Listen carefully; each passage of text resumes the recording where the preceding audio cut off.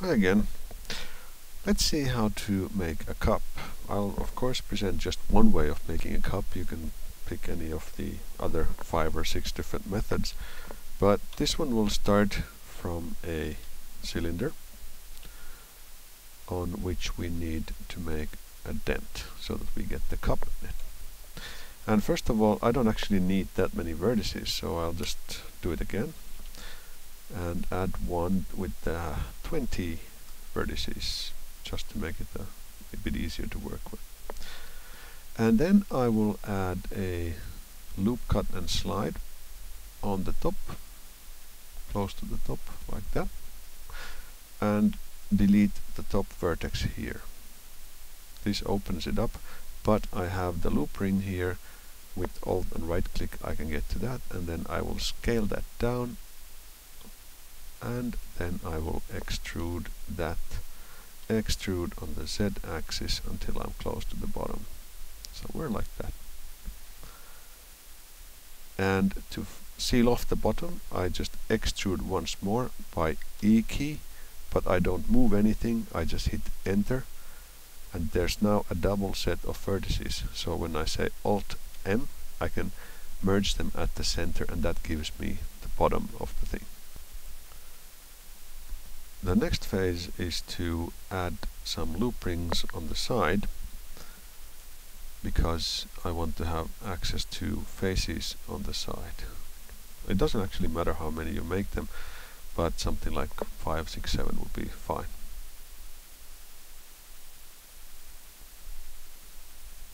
And now I need to identify a face that is on an axis. So for that I go to the top view, and I will now see that if I rotate this a little, I will have these faces to work with on this axis.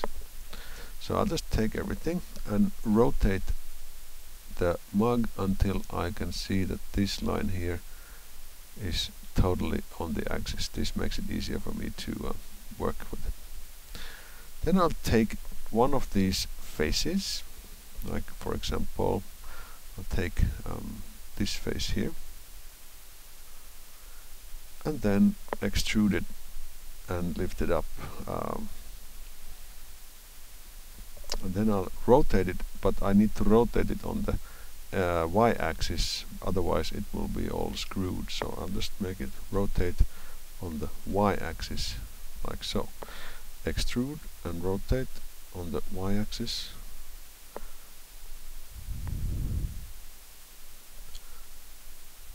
And I'll do it a couple more times. Extrude and rotate on the y. The reason I do this is that I want to get closer to this face here, which I can also extrude, grab and lift, and rotate on the y.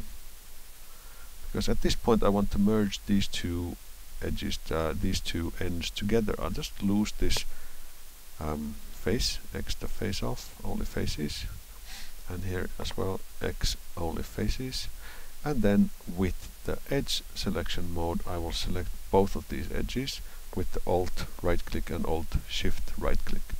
Here in your loop tools you have the bridge option, which then joins these together. Now of course this doesn't look too good. If you hit F12 and get a quick render, it really doesn't look that nice, but that's because we haven't subsurfed it yet. I will now go and first of all I will view selected, because that will reset my zoom options, and then I'll just add a couple of subsurfs in here.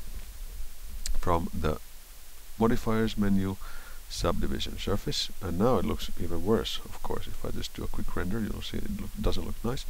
But when you add a couple of loop rings, or here on the top and one on the inside, the edge will be nice, and then the same down here, and then for the handle a few loop cuts. It's a bit massive actually, but we can do that. We can fix that later.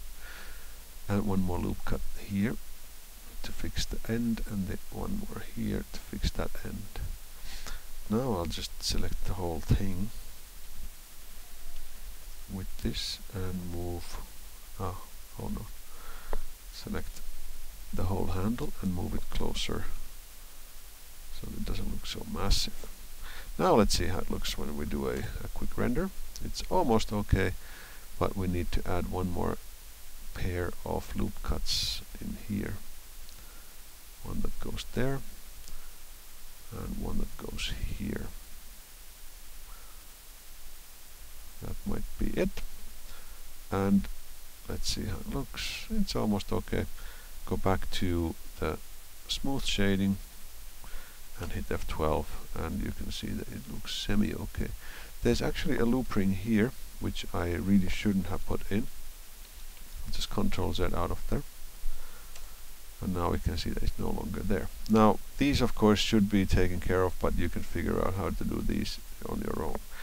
The main point of this presentation was actually just to show you how to extrude the handle out of the thing itself without actually having to join something to this. Like if you have a torus and the torus ends, the loop ends at the torus have like 12 vertices, joining them to a square 4x4 square in here is actually quite tricky. So it's easier to start from here and then join it to itself, so to speak. Hope you got any idea. Hope you got the idea from here. And if you don't, just tell me so, and I will explain it to you better.